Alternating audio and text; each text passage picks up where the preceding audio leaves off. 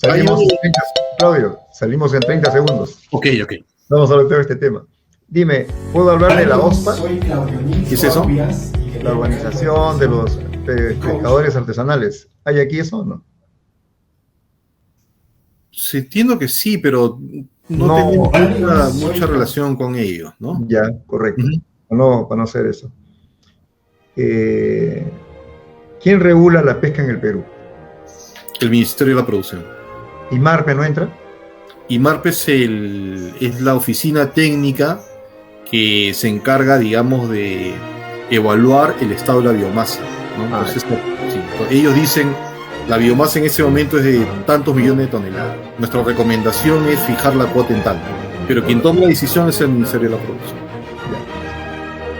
Ya. Avísame. Ya. En 10 segundos salimos.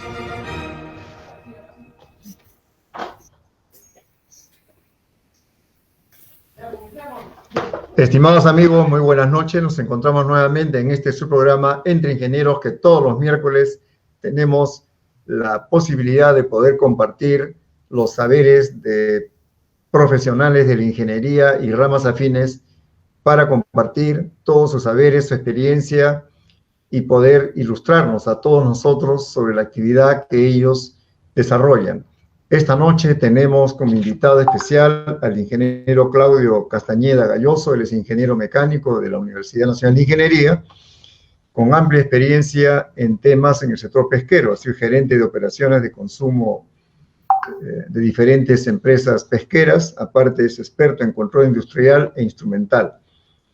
Y tiene mucha relación con todo el desarrollo de estos últimos, no sé, 20, 25 años en que está involucrado él y que ha tenido la deferencia de acompañarnos esta noche, aceptar la invitación y poder departir sobre un tema tan importante para nuestro país y para el desarrollo de nuestra sociedad. Claudio, muy buenas noches, ¿cómo estás? Gracias por estar con nosotros. No, que un gusto compartir con usted y conversar con usted y encantado de participar en esta reunión. Bueno, el tema es sector pesquero industrial peruano, desarrollo y oportunidades. Entonces, la primera pregunta es, ¿qué es el sector pesquero? Tipo examen de admisión. Cierto. El sector peruano, digamos, involucra a una serie de actividades económicas, ¿no? Que incluyen acuicultura, ¿no? Pesca industrial para consumo humano, pesca industrial para consumo humano indirecto, o sea, para elaborar harina, aceite de pescado, ¿no? Acuicultura, ¿no? Y otras actividades conexas como certificadoras, que son empresas importantes que se encargan de certificar la calidad de todos los productos que el sector elabora, desde conservas hasta aceite crudo de pescado, ¿no? Entonces es un sector bastante grande, bastante dinámico, ¿no? Y que tiene una gran relevancia para la vida económica del país. Dentro de tu actividad de estos años en los cuales tú has adquirido mucho prestigio y eres un profesional reconocido en ese sector, la producción de harina de pescado sigue siendo el insumo de mayor importación en ese sector, de mayor exportación en ese sector. Evidentemente todavía la producción de harina de aceite de pescado sigue significando un porcentaje muy importante de las exportaciones del Perú, ¿no? Yo diría, según debe ser más o menos de todo el impacto, digamos, de las exportaciones peruanas, que las exportaciones pesqueras constituyen como el 7% de todas las exportaciones del país, ¿no? Uh-huh. Y yo creo que del sector pesquero de harina de aceite de... Uy, se fue el internet. Bueno, estimados amigos, a veces la tecnología nos tiene algunas sorpresas. Vamos a ver cómo podemos resolver el tema de esta conexión de internet. ¿Qué ha sucedido? Parece que es la de Claudio, ¿no? Bueno, estábamos conversando con el ingeniero Claudio Castañeda, y parece que ha habido un tema tecnológico de conexión de Internet, pero él es un experto, ha sido docente acá en la Facultad de Ingeniería Mecánica y también estuvo presente en el último simposio 2021 que organizamos. La tecnología a veces nos tiene unas sorpresas, Claudio. Creo que me desconecté. Sí, sí, sí. De manera imprevista, mil disculpas. Ha habido una tempestad en ese mar del conocimiento. Pero no hay problema. Lo importante es que estamos nuevamente. No, estabas hablando del aceite de harina de pescado y también de la harina de pescado, ¿no? Sí. El principal consumidor de este producto es la China. Así es. El sector de harina de harina de aceite de pescado es un sector muy importante. De hecho, es una proteína de origen marino, ¿no? Que tiene como consumidor final distintas animales de crianza, ¿no? Uno de ellos es la acuicultura. La acuicultura requiere de proteína de origen marino para alimentar salmones o cualquier langostinos, camarones, anguilas, ¿no? Y también aceite de pescado porque son requerimientos esenciales para este tipo de productos, ¿no? de acuicultura. Pero también la harina de pescado cumple un rol muy importante en la ganadería de los cerdos. Y China es un gran productor de carne de cerdo en el mundo. Es una proteína que consumen muchísimo en este país, que es inmenso.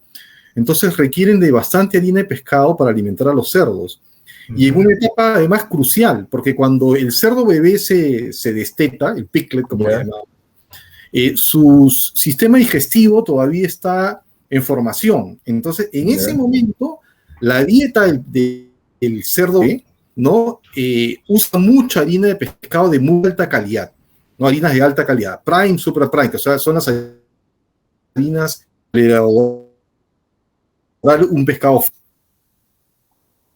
Entonces, la proporción en la dieta del cerdo bebé es elevada. Entonces, es por eso que es tan importante China como cliente peruano para la harina de pescado, porque lo utiliza no solamente en acuicultura, que también tiene una industria inmensa en términos de agricultura, sino también en la crianza de cerdos, ¿no? O sea, la proteína más consumida, me parece, en China es la del cerdo, ¿no? Entonces, hay infinidad de granjas y ellos demandan muchísima harina de pescado, que ellos también producen. Son un gran productor también a nivel mundial, pero no lo exportan porque la necesitan para su mercado interno. Dime, entonces ahí viene un concepto que quisiera que tengas la amabilidad de explicarnos. Hay consumo indirecto y hay consumo directo. ¿Cuál es la diferencia? Cuando hablamos de consumo directo, estamos hablando de especies como el jurel y la caballa, ¿no? Que se capturan también con embarcaciones industriales, ¿no? Se llevan a plantas de procesamiento, se congelan y luego se ofrecen al mercado para el consumo de las personas, que llamamos consumo humano indirecto, ¿no? Directo, perdón. Y cuando es consumo humano indirecto, es porque nosotros, esta harina de pescado o aceite de pescado, está dentro de la cadena alimenticia de las personas, pero a través de los animales. Entonces nosotros preparamos un insumo para alimentar, digamos, un cerdo, ¿no? O un langostino, ¿no? O cualquier otro pez, ¿no? Una anguila, que es un salmón, ¿no? Que luego lo va a consumir una persona. Por eso se conoce como consumo humano indirecto, ¿no? Y como formamos parte de esta cadena, ¿no? Nosotros estamos obligados a cumplir una serie de regulaciones sanitarias muy estrictas realmente, ¿no? Entonces, todas las plantas de harina, aceite de pescado peruana han pasado por una serie de certificaciones, ¿no? Que van desde los sistemas de análisis y control de riesgos que se conocen como HACCP, HACCP, ¿no? Normalmente tienen certificado una norma también sanitaria para piensos tipo GMP, que es una norma holandesa, ¿no? O cualquier otra norma, digamos, que indique que hay un sistema de aseguramiento de calidad que asegura la inocuidad de los productos que cada unidad productiva elabora, ¿no? Sea harina o aceite de pescado. Ya. Alguna vez escuché o leí de que en la producción de la harina de pescado también incluían, aparte de la anchoveta, el jurel y la caballa. ¿Esa situación ha desaparecido? ¿Continúa? Totalmente. ¿Cómo es el proceso? No, no, en absoluto. Actualmente el sector harinero peruano depende únicamente de las capturas de anchoveta para elaborar este producto. Las capturas de jurel y caballa están destinadas completamente a consumo humano directo, totalmente a consumo humano directo. Ya. Lo cual tiene mucho sentido además, ¿no? Me imagino que habrá un ente regulador para las épocas de veda, según el crecimiento o el desarrollo de estos peces. Sí. ¿Qué ministerio relaciona a ello? Está relacionado con esta supervisión, y el IMARPE, ¿qué tiene que ver allí? A ver, el Ministerio de la Producción, ¿no? A través del Viceministerio de Pesquería, se encargan de regular todas las actividades del sector pesca, incluido el sector de harina y aceite. Entonces, el ministerio indica en qué momento inicia la temporada de pesca de anchoveta, en qué momento se acaba y cuál es el volumen total que podemos capturar. Para esto se cuenta con un instituto, el Instituto del Mar del Perú, que es el IMARPE, que es la institución científica que se encarga de evaluar el estado de la biomasa en el mar peruano. Entonces, el IMARPE cuenta con técnicos y recursos materiales, incluido embarcaciones, ¿no? Como el Bicolaya y otros, que con la ayuda también de embarcaciones del sector pesquero, hacen lo que llaman cruceros de investigación en los cuales determinan el tamaño de la biomasa, cuántos millones de toneladas de anchoveta hay en el mar peruano, y también ven cuál es el estado de la distribución de la población, porque como en cualquier población de seres vivos hay adultos en edad, digamos, de desove, hay adultos que recién están entrando a esa etapa, hay juveniles y hay larvas. Entonces, el IMARPE no solamente se encarga de identificar y de medir el volumen de la biomasa disponible en el mar peruano, sino que además estudia, ¿no?, la composición de esta población, cuánto de larva, cuánto de juvenil, cuánto de adulto, ¿no? Y toma todas las medidas necesarias para proteger esta biomasa. De hecho, el IMARPE tiene un prestigio internacional muy bien ganado, ¿no? La pesquería de la anchoveta peruana está totalmente regulada, salvaguardada, y a pesar de que hemos tenido eventos como el Niño, el sector no ha colapsado como hace 20 o 30 años, que vino un niño y todo el mundo colapsó, ¿no? Actualmente el cuidado de la biomasa es muy, muy preciso, ¿no? Y eso ha ayudado, digamos, a que el sector pesquero también puede invertir con cierto nivel de predictibilidad, ¿no? O sea, uno puede establecer, digamos, sus programas de inversión sabiendo que el recurso está disponible, ¿no? Ya no se capturan, pues, los volúmenes que teníamos en los años 70, que se podían descargar, no sé, pues, 10, 12 millones de toneladas, incluso en los años 80, ¿no? Actualmente los volúmenes de descargas están en el orden de los 4 millones a 5 millones y medio de toneladas de anchoveta al año, ¿no? Y eso asegura tener un recurso saludable y sostenible. Dime, la anchoveta, me imagino que no hay en todos los mares, sino debe estar adecuada a la temperatura y a las corrientes marinas. Nuestro país es afortunado en tener esa temperatura para que ellos puedan estar en todo el litoral, o también tiene sus zonas dentro del litoral. Bueno, efectivamente el mar peruano es, digamos, un mar privilegiado, ¿no? Que justamente la dinámica del mar peruano, ¿no? Contribuye, digamos, a que nosotros tengamos esta gran biomasa de anchoveta, ¿no? Que de hecho no es la única especie, pero es debe ser la especie más importante en el mar peruano. Yo he conversado con amigos que son expertos en el tema, ¿no? Oceanógrafos, biólogos marinos, ¿no?, que estudian la anchoveta por muchos años, ¿no? La anchoveta, hay vestigios de anchoveta no solamente de la época republicana, estamos hablando que hay anchoveta en el mar peruano, hay vestigios de la época pre-inca incluso, ¿no? Yo, por ejemplo, he tenido la oportunidad muy interesante. Yo estuve trabajando un tiempo en el puerto de Supe, ¿no? Y en el puerto de Supe hay una serie de vestigios arqueológicos que son muy antiguos, ¿no? Que es la zona del áspero, que están relacionadas al desarrollo posterior de la zona de Caral. Entonces tuve la oportunidad, por temas del destino, junto con todas las empresas de la zona, ¿no? Hacer una limpieza de esta zona, así que tuve la suerte de poder visitar el sitio, poder conversar con los arqueólogos que estaban trabajando, unos muchachos espectaculares que realmente limpiaban la zona con un cariño. Realmente uno veía un monte y ellos realmente con una brochita iban descubriendo, digamos, estos restos arqueológicos que también eran unas pirámides, también que con una forma constructiva similar a la de Caral. Y ellos mencionaban que entre los residuos que habían encontrado de esta época, encontraban conchas de distintos moluscos y residuos de anchoveta también. O sea, también en ese tiempo había una pesca, digamos, de este recurso en esta zona. Entonces, la anchoveta es una especie que es muy importante para el mar peruano y que tiene larga data de presencia en nuestros mares, ¿no?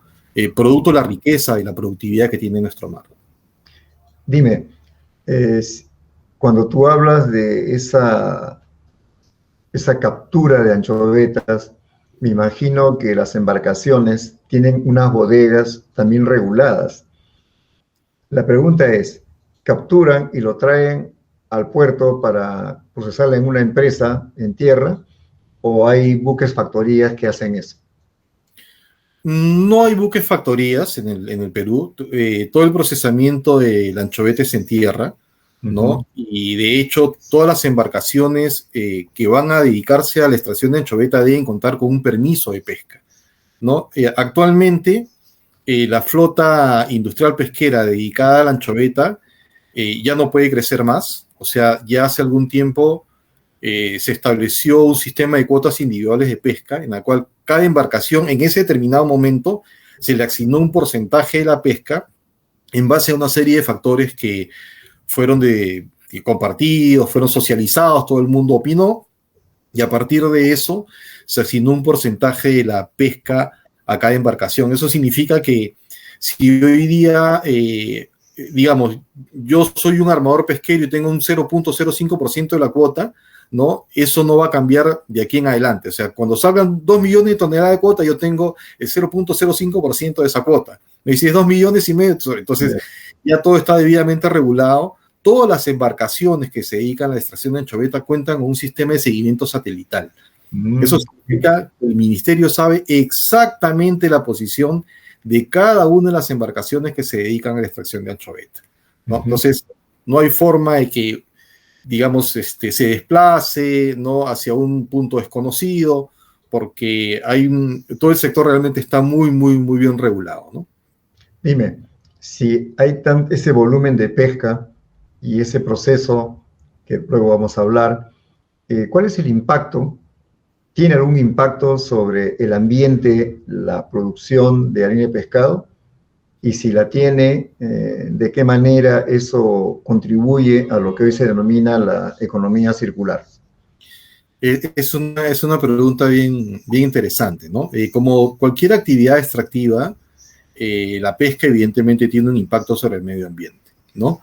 Lo importante es que tanto el sector privado como el Estado, ¿no?, han ido desarrollando mejoras en el proceso y en la regulación, de manera tal que actualmente el sector pesquero cuenta con regulación para efluentes, regulación para emisiones, y también salió una norma que le llamaron la norma de innovación tecnológica, que establecía cuál era el tipo de proceso que las plantas tendrían que usar para reducir el impacto ambiental. Entonces, normalmente uno tiene, digamos, recuerda, digamos, la industria pesquera, porque en Chimbote o incluso en el Callao uno podía ver estas grandes emisiones de gases de secado, ¿no?, que es aire con vapor de agua, ¿no?, con estas grandes nubes, por ejemplo, que se elevaban, digamos, al aire, ¿no? A partir de esa norma que se puso en el año 2008, se estableció que todos los establecimientos industriales pesqueros tenían dos opciones, ¿no? O modificar el sistema de secado a través del secado indirecto, ¿no? El secado indirecto, digamos, usa un secador que tiene superficies calefaccionadas por vapor. Ujú. Se crea una evaporación y estos vaos se utilizan como fuente de energía para concentrar la fracción líquida de las proteínas y se lleva a lo que seguramente alguien habrá escuchado en algún momento, una planta es un evaporador de múltiple etapa al vacío, ¿no? Una descendente, Ya. ¿no? Un Waste Heat Evaporator Falling Field Type, ¿no? Que seguramente también he escuchado la palabra, un WHE, que es un evaporador, ¿no? De calor residual. Entonces, esta, digamos, regulación, lo que finalmente trajo como consecuencia es que todo el mundo decidió, oye, si yo voy a producir una harina FAQ de secado de fuego directo y además tengo que invertir en condensar todos estos vaos, estos gases secados, me va a salir una fortuna el proyecto y el valor de esta harina era menor al de las harinas de secado por vapor, secado directo. Así que finalmente la norma lo que hizo fue darle un sentido económico, digamos, a la regulación ambiental y ya prácticamente todas las empresas del sector trabajan con secado indirecto al vapor. Entonces, esto trajo dos consecuencias. Primero, una disminución muy significativa de las emisiones de gases de secado al medio ambiente. Y segundo, trajo un beneficio adicional. Como uno utiliza este vapor residual, el consumo de combustible, ¿no? de las plantas que trabajaban con estos sistemas pasó, yo diría que de 55 galones de combustible por tonelada a unos entre 38 y 42. O sea, fue realmente tuvo un doble efecto. Por un lado, se disminuyeron las disminuciones de los gases de secado de todos los establecimientos y por otro lado, trajo la ventaja de utilizar este calor residual en una etapa del proceso, trayendo como consecuencia una disminución en el consumo de energía. Entonces, realmente fue un tema muy interesante. Y bueno, y también actualmente se cuentan con regulaciones para los efluentes en el Perú, para transportar el pescado desde la bodega de la embarcación hasta la planta. Se hace un flujo bifásico, ese es el nombre técnico, uno mezcla agua, ¿no? con el pescado y de esa forma uno fluidiza la mezcla, utiliza distintos tipos de bomba y a través de tuberías submarinas uno transporta la anchoveta hasta la planta. Cuando llega a la planta, uno separa el agua de la anchoveta se pesa para darle al armador o a la tripulación de la embarcación, ¿no? Para pagar los derechos de pesca al Estado, porque se paga en función a las toneladas descargadas, y el agua que se usó para transportar ese pescado se tiene que limpiar. Entonces, ahí hay una regulación que exige que todo establecimiento industrial pesquero tiene que devolver el agua de mar con contenidos de grasa por debajo de los 350 partes por millón, o sea, 35 gramos por tonelada de agua, ¿no? O 700 partes, o 350 gramos, o 700 partes por millón de sólidos suspendidos. Evidentemente, cuando comenzamos a hacer estos trabajos de recuperación, vimos que había una fracción importante de aceite, que puede llegar a ser hasta el 15% de la producción total de aceite que se estaba yendo al mar, ¿no? Entonces, a partir de eso, se comenzaron a poner sistemas de recuperación por flotación y actualmente es un estándar para todas las plantas, ¿no? O sea, la regulación ha tenido el beneficio de reducir el impacto sobre el medio ambiente, también de generar una renta que pasaba en algún momento desapercibida, ¿no? Pero actualmente, digamos, son sistemas muy importantes. Ninguna planta de harina, aceite, pescado puede operar si no cuenta con todos estos sistemas para limpiar el agua que utiliza para el transporte del pescado.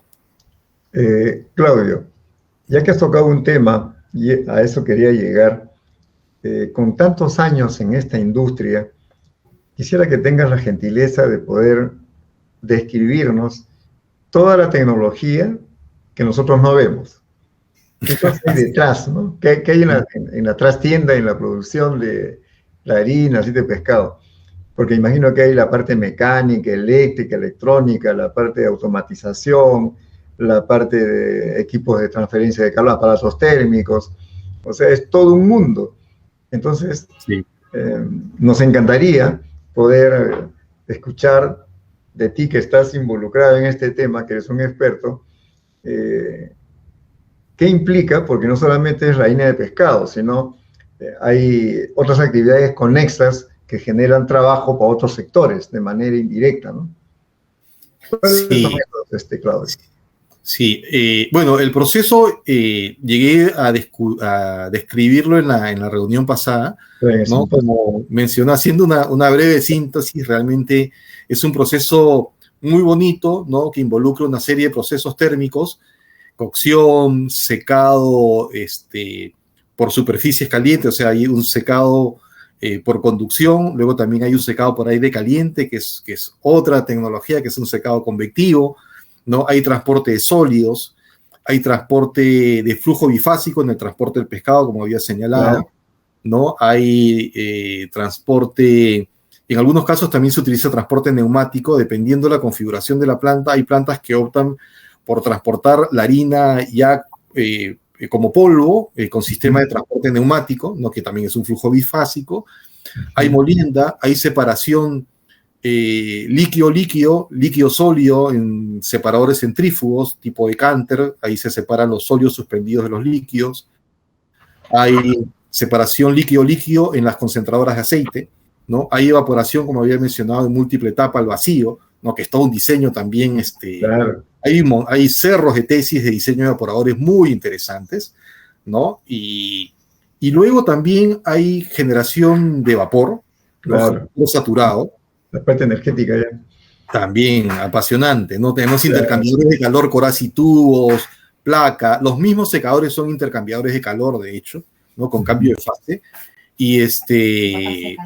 Y tenemos una serie de procesos. Ahora, dentro de todas estas etapas, ¿no? Lo interesante también es que el Perú también ha desarrollado una serie de industrias que se dedican a la fabricación de muchos de estos equipos, ¿no? Entonces, actualmente, por ejemplo, uno puede fabricar un cocinador, ¿no? de pescado, cocinadores, filtros rotativos, sistema de transporte, transportadores helicoidales en acero inoxidable, secadores de tubos, secadores de discos, secadores de aire caliente, incluso evaporadores se fabrican acá en el Perú y se exportan, ¿no? A otros países.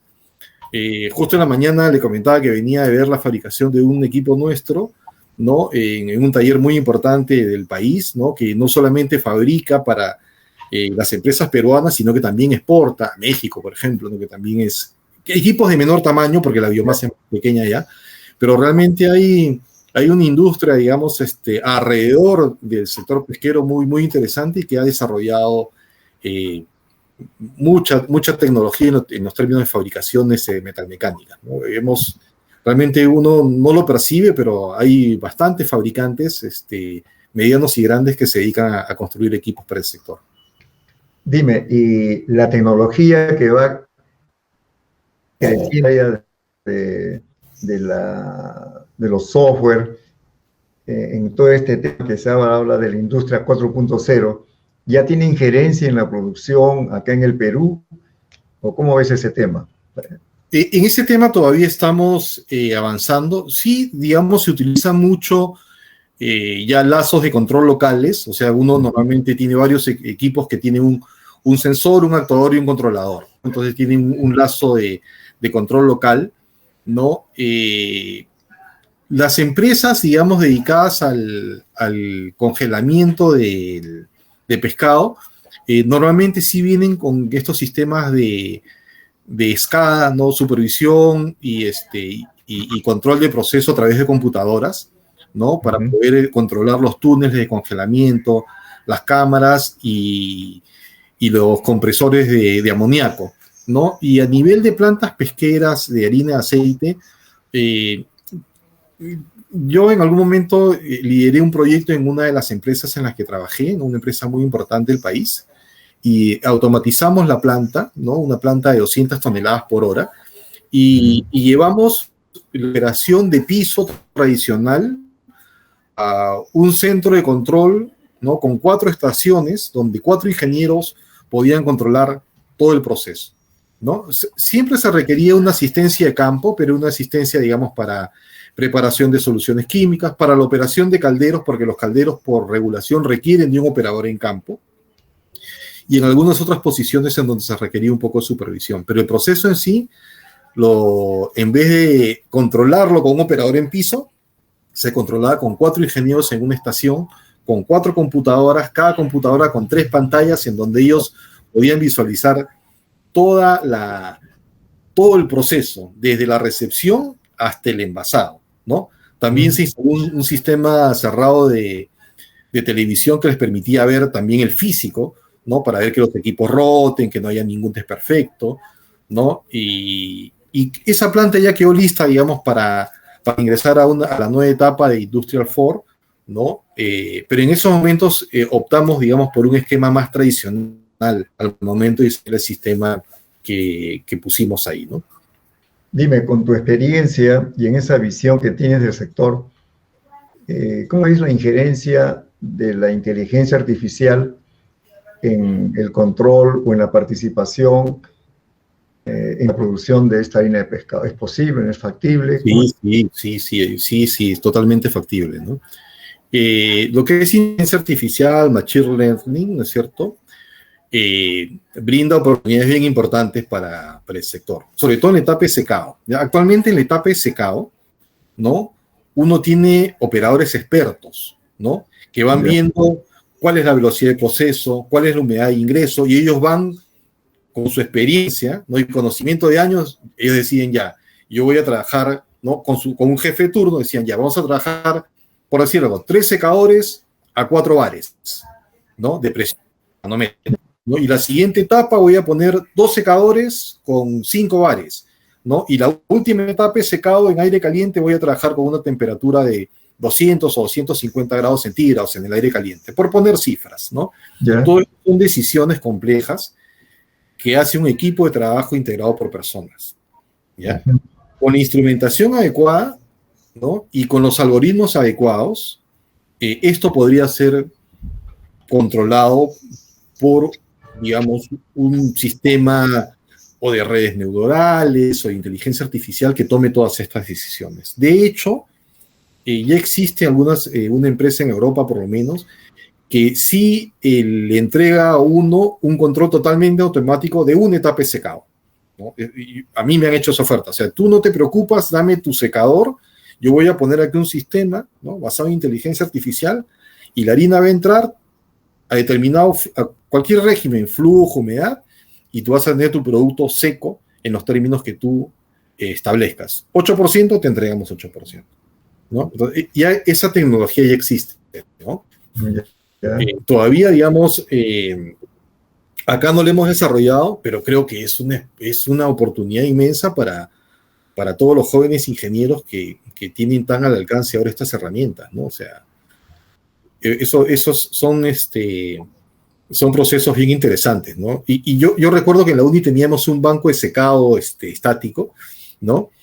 Que básicamente uno lo que hace es pone una determinada materia a secar, ¿no? Y uno ahí va verificando cuánto poco a poco va perdiendo peso el material a secar hasta que uno dice para, ¿no?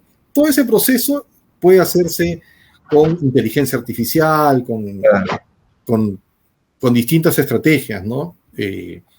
Y creo que es una oportunidad inmensa para la academia trabajar en estos temas, ¿no? O sea que también en algún momento todo ese tema del Big Data va a tener que entrar necesariamente para optimizar la producción. Sí, ¿no? Claro. Dime, tú hablabas de la calidad de la harina del pescado. ¿Qué calidades hay? ¿Y cuál es la calidad que el mercado externo exige para poder adquirirlo? La calidad de la harina de pescado está determinada básicamente por algunos parámetros, ¿no? El contenido de proteína es uno, ¿no? La proteína cruda. El otro parámetro es la frescura con la que se elaboró el pescado para obtener esa harina, y ahí se miden 2 parámetros que son el TBBN o bases nitrogenadas volátiles y las mediciones de los contenidos de histamina. La histamina es una amina biogénica que se produce por la descomposición de algunos aminoácidos, de la histidina, de hecho, ¿no? Del pescado. Entonces, en la medida que los contenidos de histamina suban, uno sabe que ese pescado no es fresco. O sea, puede tener una alta proteína, pero es un pescado ya que tiene varias horas de haber sido capturado. Entonces, la harina se mide en base a esos componentes, básicamente. Hay otros factores adicionales, como el contenido de cerizas, el contenido de sal, pero digamos que los más importantes que definen la calidad de la harina es el contenido de proteína y el contenido de histamina y de TBN, ¿no? Y a partir de eso, pues comercialmente se han definido una serie de calidades como harina Super Prime, que es una harina, digamos, con 68% de contenido de proteína mínimo, ¿no? Un TBN máximo de 100 y una histamina máxima de 500, ¿no? Y de ahí viene la Prime, ¿no? Que ya la proteína puede ser hasta 67%, un punto menos, pero el contenido de TBN sube hasta 120 y la histamina sube hasta 1500. Y así van apareciendo distintas calidades. Mientras más alta la calidad, el precio es más alto, ¿no? Es mejor el precio. Pero definitivamente toda la harina que uno produce se vende. Porque realmente es un sector muy especializado, ¿no? Y el producto es muy demandado. Entonces, definitivamente uno va a vender toda la harina que produzca. Evidentemente, el reto es producir la mayor cantidad de harina de la mejor calidad, porque eso genera más renta, ¿no? Y con el mejor factor de conversión, ¿no? O sea, utilizar menos toneladas de pescado por tonelada de harina. Claro. Hablaste de que dependía un factor del tiempo en el cual la choveta llegaba desde lo que capturan hasta la planta. ¿Cuál es el tiempo promedio que se considera y que más o menos nos da una idea de que la calidad va a ser buena? ¿Qué tiempo es ese desde que capturan? Hay varias reglas, digamos, prácticas que uno ha desarrollado con el tiempo, ¿no? Normalmente, digamos, uno dice, a ver, yo sé que el TBN máximo tiene que ser de 100, ¿no? Entonces, si yo tengo, digamos, un pescado, ¿no? Con 10 horas, ¿no? Más o menos el TBN va a ser 10 horas por 2, cifra así, o sea, el dedo. Entonces, a boca de urna. Sí, ¿no? Y eso lo multiplico por mi factor de conversión, entonces yo voy a estar con un TBN de 90. Entonces, este pescado de 10 horas me asegura una harina Super Prime, ¿no? Pero esto es una regla general porque realmente lo que sucede en las plantas es que se cuentan con equipos de control de aseguramiento de calidad que van tomando muestras de la materia prima antes de que ingrese al cocinador y de esa manera uno va decidiendo qué materia prima va procesando para extender durante el proceso la mayor cantidad de horas de Super Prime. Y otra cosa es que normalmente en ese negocio uno descarga pesca para procesar máximo 24 horas, ¿no? Esto asegura, digamos, que el porcentaje de harina Super Prime sea el más alto, ¿no? Y las harinas estándar sea mejor. De eso se trata. O sea, en el sector pesquero todos los días juega un partido.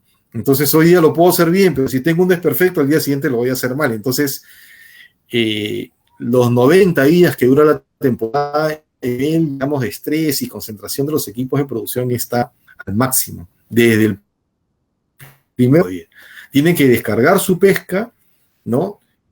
Y acabar en el término de 24 horas. De hecho, te decide si recibir para 20 o 22 horas, y las 2 horas restantes tienen que limpiar su planta para regresar, digamos, a la calidad Super Prime lo más rápido posible, ¿no? Entonces es un sector bien demandante, ¿no? Para quienes participamos en él, exige mucha concentración, trabajo físico, ¿no? Concentración mental, ¿no? Y tener un carácter bien templado para no, para no sucumbir ante el estrés diario, ¿no? Claro, claro. Dime, por lo que tú comentas, en las plantas es todo un equipo disciplinario. Hay ingenieros, pesqueros, mecánicos, electrónicos, biólogos. ¿Podrías contarnos qué tipo de profesionales has liderado tú ahí en las empresas? Sí, bueno, Hay de todo. sí, hay de todo, ¿no? En general, las empresas tienen un área de producción. En el área de producción podemos encontrar ingenieros mecánicos, pesqueros, químicos, ¿no? De distintas universidades, ¿no? Luego tenemos un área de calidad. El área de calidad se encarga del control del proceso y de también muestrear el producto final, ¿no? Enviar muestras y hacer los análisis para saber cuál es la calidad de los productos que estamos elaborando, ¿no? En el área de calidad normalmente tenemos más ingenieros pesqueros y químicos, e ingenieros químicos, ¿no? Químicos, ingenieros químicos, ingenieros pesqueros. Tenemos las áreas de mantenimiento. En el área de mantenimiento es un clásico encontrar ingenieros mecánicos, ¿no? Y hay industriales también, ¿no?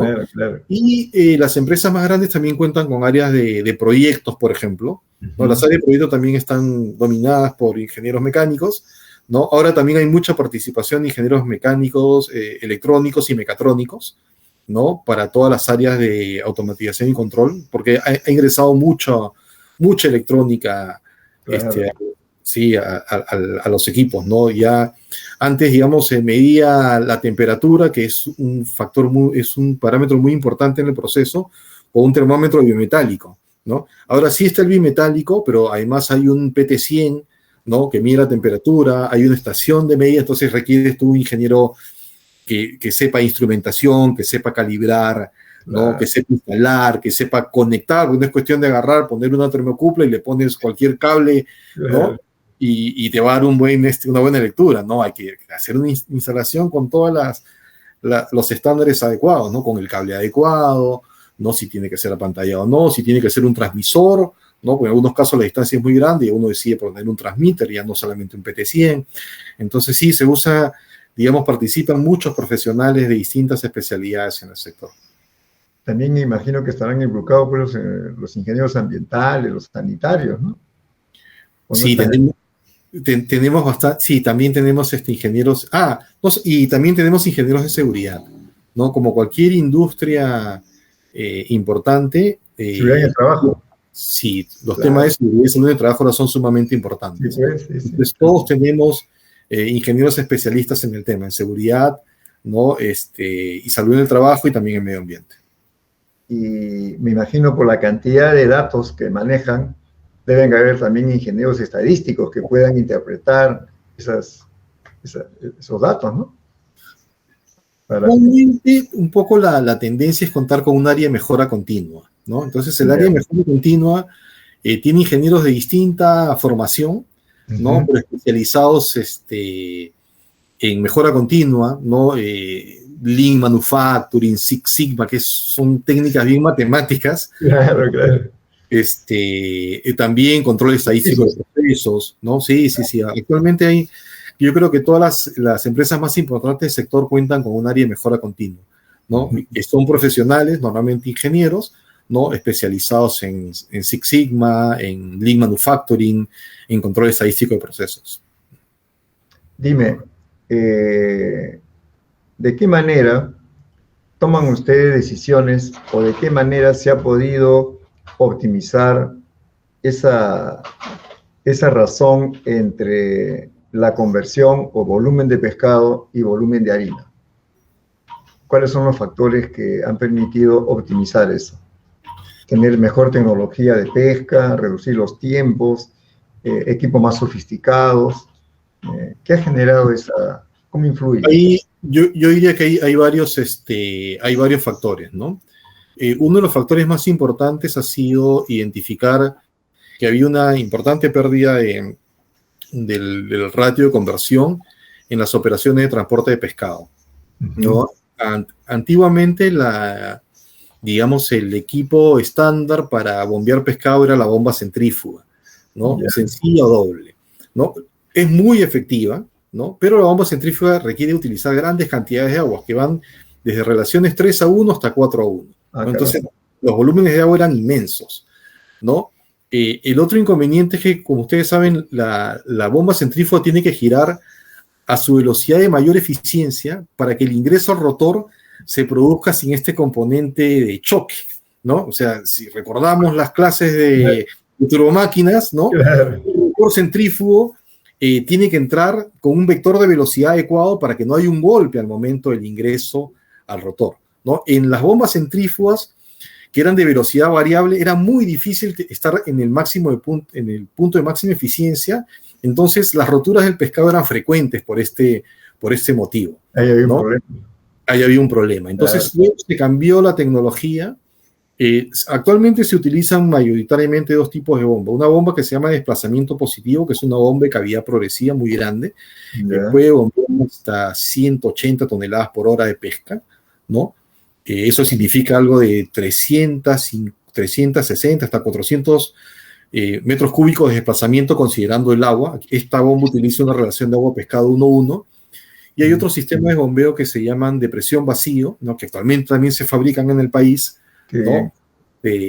Que lo que hace es llena un tanque, ¿no? Con un volumen de agua y pescado, cierra el ingreso y abre una válvula en donde hay un flujo de aire presurizado, ¿no? Que lo impulsa, ¿no? Entonces entra el aire a presión, desplaza el pescado y el agua, ¿no? Baja el nivel, se cierra el ingreso de agua, se cierra el ingreso de aire y la salida del pescado se cierra en ese momento, ¿no? Y regresa el proceso de llenado. Entonces, esos sistemas trabajan con 2 o 3 tanques en paralelo y como estos sistemas no tienen partes móviles, el maltrato del pescado disminuye, ¿no? Claro. Y al perder menos pesca, el pescado llega más entero y el ratio también mejora, ¿no?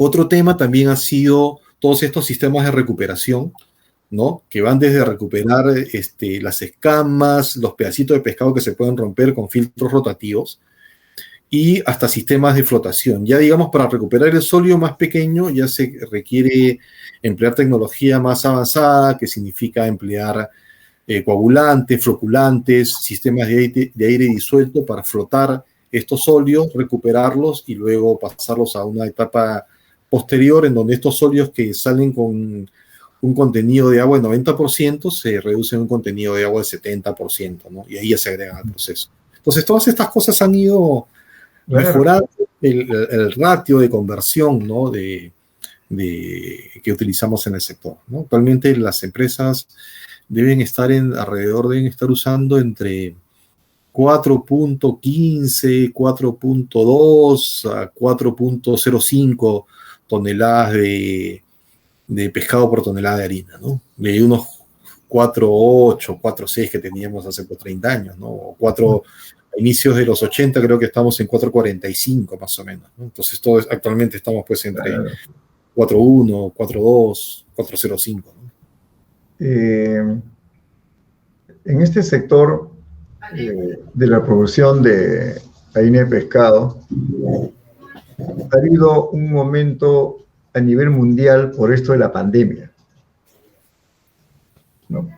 El sector pesquero se vio afectado por este fenómeno. ¿De qué manera? ¿Y cómo han podido recuperar no solamente en el mercado interno, sino también en el mercado externo? ¿Qué sucede ahí? A ver, sí fue un momento complicado, ¿no? El inicio de la pandemia estableció una inmovilización social para todo el país, ¿no? Claro. En ese momento nosotros estábamos en veda, ¿no?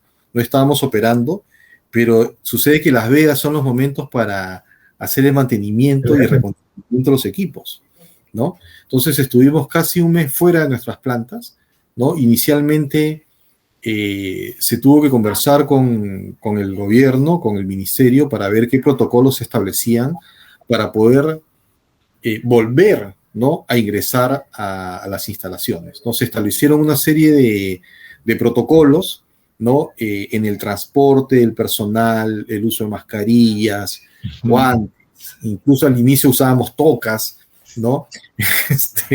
Para poder ingresar, ¿no? Desinfección de calzados, manos, lavamanos que se instalaron por distintos sitios, ¿no? Incluso diseñamos turnos de ingreso a los vestuarios que se mantienen hasta ahora. O sea, los vestuarios bajaron el aforo, ¿no? La gente comenzó a entrar por turnos, entraba un turno, se cambiaba, salía, volvía a entrar otro turno, se cambiaba, salía. Terminábamos esa operación, digamos, e inmediatamente ingresaba personal de calidad, ¿no? Y con un sistema de atomización, con un generador de niebla, ¿no? Se esparcía todo un desinfectante en el área, se sellaba hasta que se tenía que volver a usar al cambio de turno. Entonces se establecieron una serie de protocolos para poder regresar a las labores. Igual fue bastante No fue sencillo porque también había que vencer un poco el miedo de las personas, ¿no? Claro, claro. Había que educarlos también en el uso de los protocolos, ¿no? Cómo iban a ser los protocolos, ¿no? Cómo se tenían que usar las mascarillas, guantes, desinfecciones. También comenzamos a hacer pruebas de descarte, ¿no? Inicialmente se hacían pruebas rápidas, que hasta ahora se pueden hacer pruebas, o sea, pruebas rápidas para identificar que nadie entrara, digamos, enfermo a la Claro. institución, ¿no? Y en el caso de las embarcaciones de pesca, el tema incluso fue más allá, ¿no? Porque cuando uno entra en una embarcación de pesca, no hay forma de mantener el distanciamiento social. Entonces, ahí uno tiene que asegurar que la tripulación Claro. llegue sin contagio de COVID. Entonces, lo que se hizo fue establecer una serie de protocolos. A la gente, evidentemente, se le hacía una prueba inicial, todo un triaje médico, entraba, digamos, a un hotel, permanecía en el hotel por unos 10 días, ¿no? Se volvía a hacer una prueba, salía y si todo el mundo estaba Claro.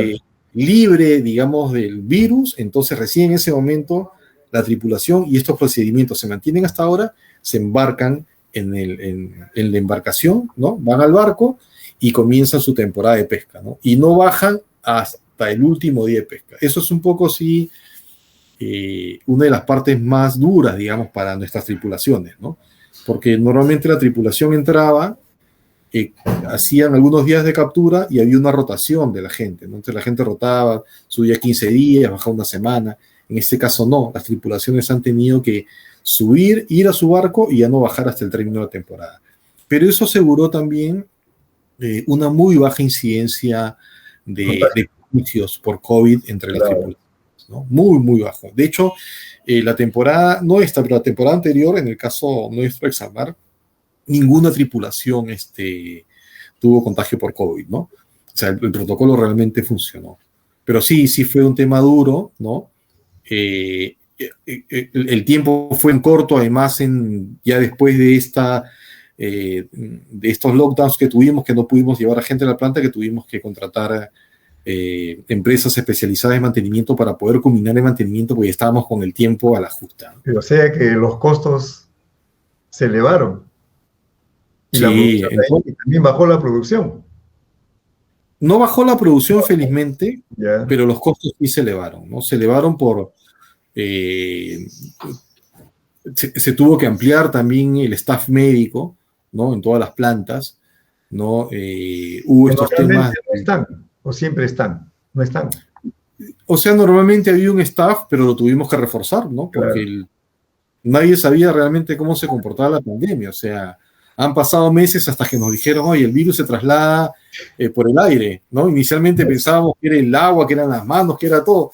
Entonces, toda esa curva de aprendizaje, digamos, ha significado una serie de procedimientos y todos los procedimientos pues significaban costos, ¿no? Eh, Pero lo importante es que pudimos sacar la temporada adelante. ahora están en temporada o están en veda, Claudio. Estamos culminando ya la primera temporada de este año. Estamos a Cuando punto dice de veda culminarla. temporada, ¿de qué tiempo estamos hablando? Uh, eh, Más o menos, cada temporada de pesca es de unos 90 días, más o menos. Y Sí. una veda De 60 días a 90 días también. Sí. ya. ¿Cuáles crees tú que son los retos que enfrenta el sector pesquero en estos momentos? Eh, Creo que sigue siendo un reto mejorar nuestros indicadores medioambientales, ¿no? Todavía tenemos, creo, oportunidades de mejora, ¿no? Evidentemente, todas las empresas del sector buscan que mejorar sus procesos en la medida que uno es más eficiente, el famoso ratio de conversión mejora, ¿no? Entonces, cada esfuerzo que uno hace se retribuye, ¿no? Y eso está bien para las empresas, está bien para el país, porque con el mismo recurso tenemos más harina de pescado y exportamos más, ¿no? Entonces, actualmente se exporta más con la misma cantidad de pescado que teníamos antes, eso es importante, ¿no? Creo que tenemos todavía retos en ese sentido. Tecnológicamente, creo que la introducción de los temas de automatización, control inteligente de los procesos es un reto inmenso, ¿no? Y seguir desarrollando empresas que fabriquen, ¿no?, equipos de alta calidad y confiabilidad. Esto también es un reto. O sea, sí hay empresas que lo hacen, ¿no? Pero ojalá hubiera más competencia, evidentemente sería mejor para todos, ¿no? Claro. ¿Y qué equipos? Tú has mencionado de que hay muchos equipos que se fabrican en el Perú. ¿Podrías mencionar los principales equipos que tú has observado que existe ya un sector de desarrollo en la producción de esos equipos? ¿Qué equipos, por ejemplo?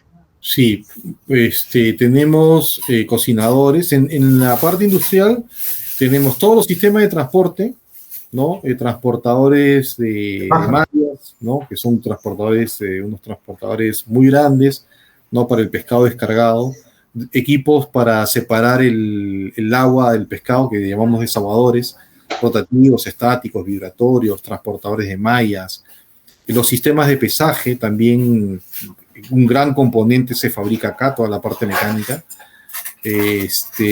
Transportadores helicoidales, transportadores de cangilones. Todo en acero inoxidable. En acero inoxidable y en acero de carbono. Los transportadores sí son casi todos, son todos en acero inoxidable, los transportadores helicoidales, ¿no? En la industria pesquera el transportador helicoidal es un clásico, ¿no? Para transportar polvos, ¿no?, y sólidos húmedos funciona súper bien. Secadores de tubos, secadores de discos, secadores de aire caliente se fabrican acá. Evaporadores, como había mencionado, en múltiple etapa, también se fabrican acá y se exportan, ¿no?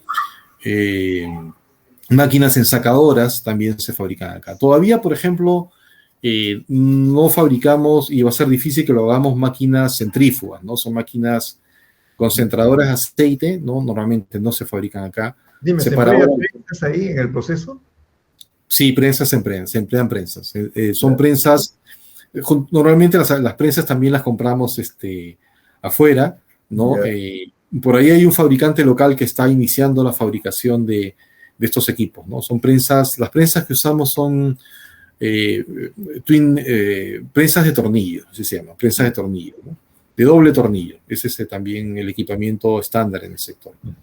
Y en el mundo, ¿cuáles son los países que fabrican equipos más sofisticados para este proceso de producción?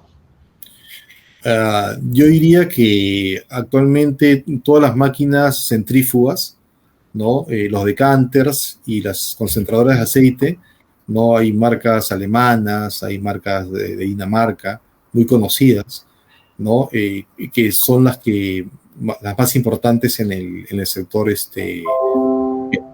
¿no? Y también lo que es tratamiento de fluentes, normalmente los equipos de flotación química, que estos DAF, los importamos de Europa también, normalmente, ¿no? También hay fabricantes locales, pero todavía tienen ahí un diferencial de rendimiento que tienen que ajustar, ¿no? Todavía se nota la diferencia entre un equipo importado, ¿no?, y un equipo de fabricación local, en lo que se refiere a flotación química, ¿no? Ahí también hay bastantes oportunidades, hay temas para investigar, ¿no? Temas como electrocoagulación, por ejemplo, ¿no? El deshidratado de sólidos, de flotación, o sea, ahí también hay bastantes temas para desarrollar. Claudio, ¿cuáles son, finalmente, qué factores estimas tú que limitan la mayor producción y calidad de la harina de pescado en nuestro país? Si es que las hay. No, yo creo que, que más que factores que limiten, yo creo que no hay factores que limiten el tema, felizmente, ¿no?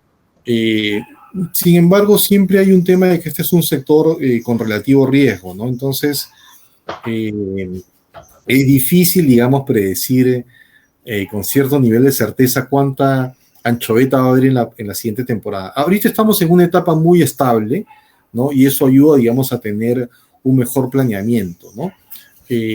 Pero de todas maneras pasa mucho por modificar las embarcaciones de pesca, ¿no? Para tener una harina de mejor calidad, tendría uno que tener todas las embarcaciones con sistemas de frío, RSW que le llaman, o sea, los sistemas de recirculación de agua de mar, ¿no? En donde se enfría el agua de mar, se pone un agua fría y ahí se envasa la anchoveta y con esta bodega refrigerada se lleva, digamos, a puerto, ¿no? Yo creo que uno de los desafíos es justamente la renovación de la flota industrial para anchoveta y que esta, como un estándar, tenga sistemas de frío, ¿no? Dicho sea de paso, también se fabrican muchos barcos acá en el país. Eso te iba a preguntar. Sí. Hemos hablado de la maquinaria, todo, pero los barcos encargados de la captura se importan, lo hacen el CIMA, hay astilleros en el Perú. Hay astilleros en el Perú, ¿no? Que también está el CIMA, ¿no? El CIMA es un astillero muy importante, que no solamente fabrica para la Marina de Guerra, sino también para el sector industrial pesquero, ¿no? Pero sí, los barcos se fabrican acá, ¿no? La naturaleza del barco de pesca de anchoveta es un barco que es una pesca por cerco, ¿no? Con una red que se hace un cerco en el cardumen, ¿no? Cierra el fondo de la red, lo seca y luego se pone una bomba que es absorbente, dicen, pero es una bomba de hecho accionada por un sistema hidráulico que absorbe el pescado y lo lleva a la bodega, ¿no? Ahí también, digamos que estos diseños también pueden, ya hay mejoras en los sistemas de izaje de la red, sobre todo, ¿no? El sistema típico era el de un alador que se ponía en una parte superior que le decían macaco, ahora hay sistemas con ordenadores, en fin, ahí también hay bastantes temas, digamos, de diseño importante que seguramente en el futuro van a ir modificando la arquitectura del barco anchovetero, ¿no? Bueno, Claudio, en este tipo de programas que salen al aire y en directo, el tiempo siempre es nuestro, no digo primer enemigo, pero sí un poco ingrato.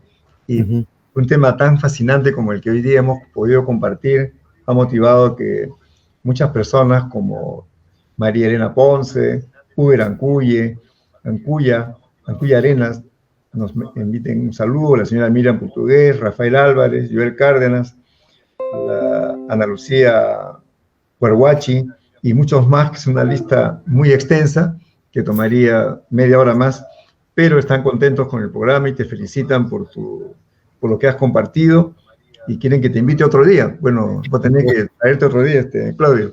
Encantado.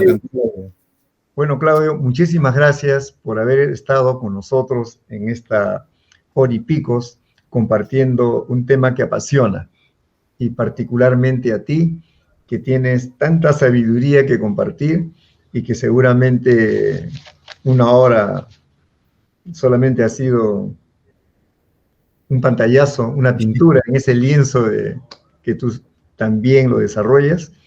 Y te extiendo mi gratitud en nombre de toda la comunidad de la Facultad de Ingeniería Mecánica y en particular acá del Centro de Proyección Social, que organizo todos los miércoles este tipo de entrevistas, y seguramente todas las personas que nos han acompañado esta noche van a tener un conocimiento del tema y sobre todo una reflexión, que es lo que buscamos en el afán de poder llegar a través de conocimientos claros, precisos, verdaderos, con expertos. Por eso, Claudio, muchas gracias y tus palabras de despedida. No, agradecerle por la invitación. Encantado de compartir mi modesta experiencia en el sector con todos los asistentes a este programa tan interesante, y encantado de volver a participar en otra oportunidad si me vuelven a invitar. Encantadísimo. Muy bien, amigos.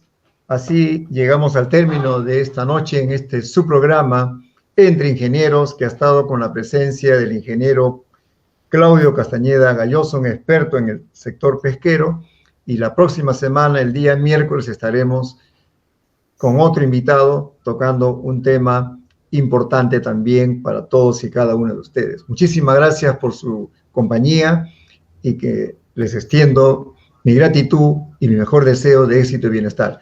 Muy buenas noches, nos vemos el próximo miércoles en su programa Entre Ingenieros. Muchas gracias. Nos vemos, Claudio. Gracias. Muchas gracias.